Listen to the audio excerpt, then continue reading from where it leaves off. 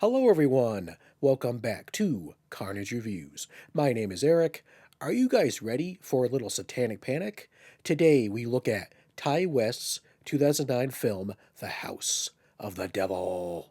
So before we shout at the devil! Just a quick reminder to please consider subscribing to the channel. Just click that subscribe button along with the bell icon to be notified when I upload new content. The House of the Devil was written and directed by Ty West, and it stars Jocelyn Donahue, Tom Noonan, Mary Woronov, Greta Gerwig, A.J. Bowen, and Dee Wallace. In the 1980s, Samantha is a broke college student who answers an ad for a babysitter job.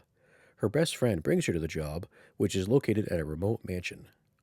They meet Mr. Ullman, who reveals to Samantha that he needs her to look after his wife's elderly mother. Hesitantly, Samantha accepts the job for an increase in her pay to $400. When her friend Megan leaves to go home, she is shot in the head by a strange man.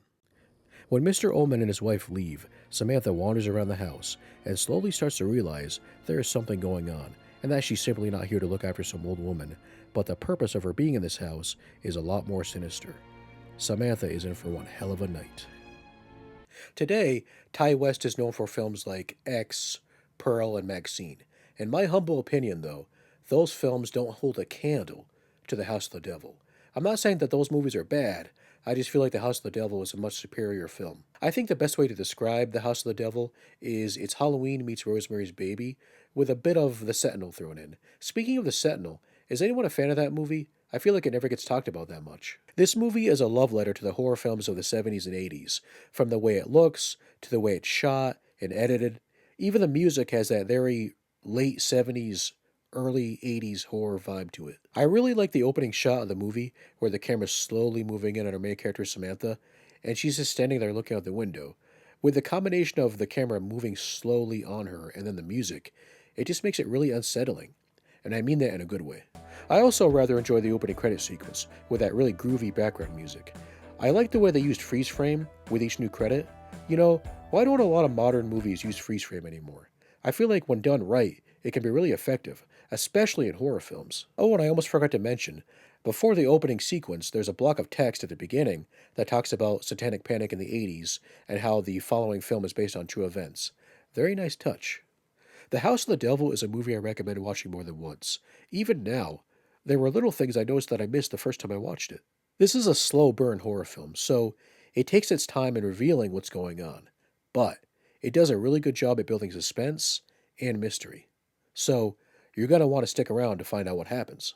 I think what makes this movie most effective is that we're watching this girl wander around this big house at night, and she's alone, but we know for a fact that she's not alone. We know something's out there watching her, but we don't know what it is. But we know something bad is going to happen. We knew something bad was going to happen from the start when, spoiler alert, her friend gets shot in the head. Are you not the babysitter? No, I'm not the babysitter. My friend. When I first saw that scene, I was like, holy shit. I don't really want to delve more into what's going on in the movie because I don't want to ruin the big reveal. I will say that if you enjoy horror films that make you wait a little bit and are really good at building tension, The House of the Devil is for you. I give The House of the Devil 5 skulls. The plot and the big reveal, well, not anything different really to the horror genre. It's not adding anything new, but it's very well executed, and it works. Everything is very well done here, from the acting to the music, to the way the film looks, to the way it's shot, the editing. It just all works really well to make a well-rounded, good horror film. Thanks for checking out today's video, guys. I hope you enjoyed it. If you did, please tap that like button.